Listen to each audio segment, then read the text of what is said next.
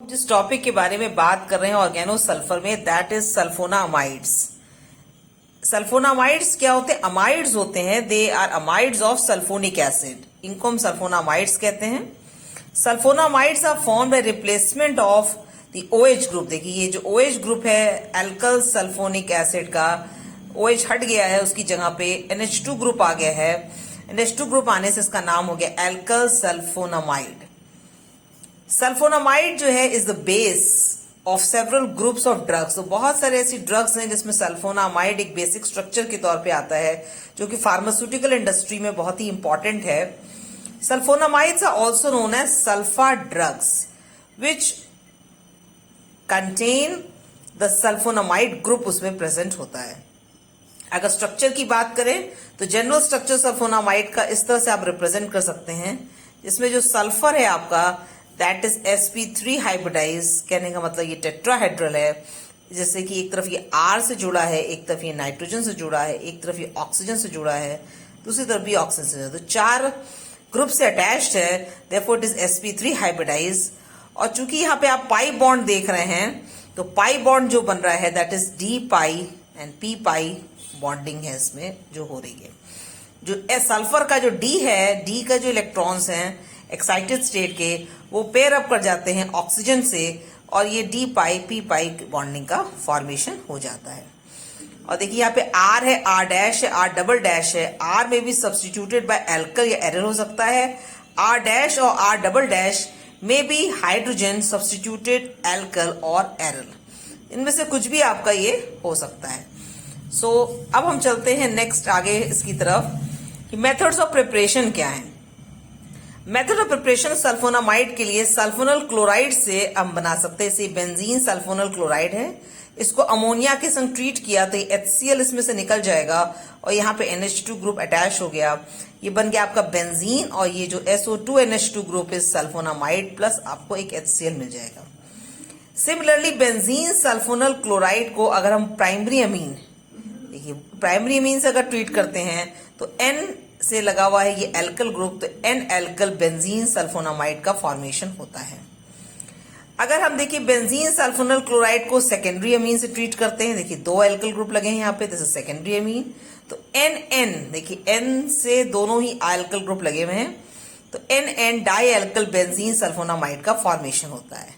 Physical properties की अगर बात करें तो सल्फोनामाइड्स क्रिस्टलाइन कंपाउंड्स होते हैं और इनका बहुत ही शार्प मेल्टिंग पॉइंट होता है।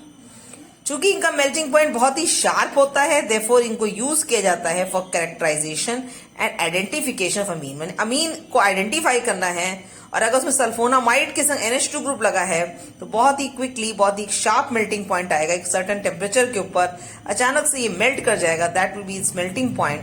देयरफॉर अमीन की कैरेक्टराइजेशन में भी हम इसको यूज करते हैं। अब हम बात करते हैं केमिकल रिएक्शंस की। अगर हम केमिकल रिएक्शन की बात करें सल्फोनामाइड्स की, तो sulfonamides are acidic in nature, hence ये रिएक्ट एसिडिक है, इसलिए बेस के संग रिएक्ट करके सॉल्ट और वाटर का फॉर्मेशन कर देते हैं। ये आपका सल्फोनामाइड हो गया, NaOH इज द बेस, और सॉल्ट और वाटर का फॉर्मेशन हो जाता है। दूसरी रिएक्शन है हाइड्रोलिसिस। हाइड्रोलिसिस करते हैं, H3O प्लस है, तो ये जो NH2 ग्रुप आपका है that hydrolyses to the OH group और आपका बन जाता है बेंजीन सल्फोनिक एसिड, और अमोनिया आपको एज अ गैस के फॉर्म में निकल जाती है। सल्फर ड्रग्स की अगर बात करें तो आपको BSc थर्ड ईयर के सिलेबस में एक इंपॉर्टेंट कंपाउंड है। सल्फर ड्रग्स तो बहुत सारी होती हैं, बट आपको जो पढ़ना है that is sulphur guanidine. Sulphur guanidine एक सल्फोनामाइड ही है। Sulphur guanidine is also sulphonamide, para amino derivative है ऑफ सल्फोनामाइड। देखिए सल्फोनामाइड की पैरा पोजीशन पे NH2 ग्रुप लगा है, इसी को हम कहते हैं सल्फर ग्वानिडीन का के संग जब ये बनता है तो ये उसी का डेरिवेटिव है, माने सल्फोनामाइड का डेरिवेटिव है। तो इसकी और ग्वानिडीन की हेल्प से हम आगे का स्ट्रक्चर डिड्यूस करेंगे। अब देखिए अगर हमको प्रिपेयर करना है तो किस तरीके से हम प्रिपेयर करते हैं from aniline.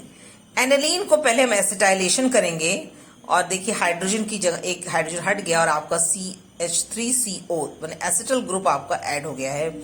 N phenyl ethane amide, या इसी को हम कहते हैं कॉमनली एसिटेनोलाइड का फॉर्मेशन हो जाता है। इसके बाद जब इसको हम क्लोरोसल्फोनिक एसिड से ट्रीट करते हैं तब देखिए आपका यहाँ पे एन एसिटल सल्फिनल क्लोराइड का फॉर्मेशन हो रहा है। And when this reacts with guanidine, तो गुआनिडीन के संग आप देखिए ये यहाँ पे अटैच हो जा रहा है, दैट मीन्स यहाँ पे NH लगे, माने यहाँ का H और यहाँ का Cl, ये HCl यहाँ से निकल जाएगा और निकलने के बाद जो आपको स्ट्रक्चर मिलता है that is an acetyl sulphoguanidine. Further जब इसकी हम हाइड्रोलिसिस करेंगे तो यहाँ पे आपका H और यहाँ पे आपका OH, तो CH3COOH आपका बन जाएगा, माइनस हो जाएगा और यहाँ पे NH आपका ऑलरेडी जो था एक H था, एक H आपका और आ गया और ये NH2 का फॉर्मेशन हो गया, तो ये बन गया सल्फा गुआनिडीन। तो सल्फा गुआनिडीन आप देखिए ये आपका स्ट्रक्चर का फॉर्मेशन हो गया है एंड ये आपके बीएससी थर्ड ईयर के सिलेबस में बहुत ही इंपॉर्टेंट सल्फा ड्रग है। अब सल्फा गुआनिडीन की प्रॉपर्टीज के बारे में अगर हम बात करते हैं, so as you can see the properties की फिजिकल प्रॉपर्टीज में इसका मेल्टिंग पॉइंट 185 से 189 है, बॉइलिंग पॉइंट 488.4 है, डेंसिटी 1.62 ग्राम पर सेंटीमीटर क्यूब है। और यूजेस की बात करें तो it is use for treating bacillary dysentery, so ये इंटेस्टाइन की डिजीज को क्योर करने के लिए इसको यूज करते हैं। सल्फाडाइजीन ड्रग के लिए ये रॉ मटेरियल का काम करता है, साथ ही साथ कुछ और भी ड्रग्स हैं जिनके लिए ये ऑक्सिलरी मटेरियल, दैट मीन्स एक एडिशनल मटेरियल के तौर पे काम करता है। तो बीएससी थर्ड ईयर के सिलेबस के हिसाब से आपका ये पोर्शन आपका कंप्लीट हो चुका है, that is organosulphur compound. Hope you like the videos and share it with your friends and do subscribe to my channel for more work.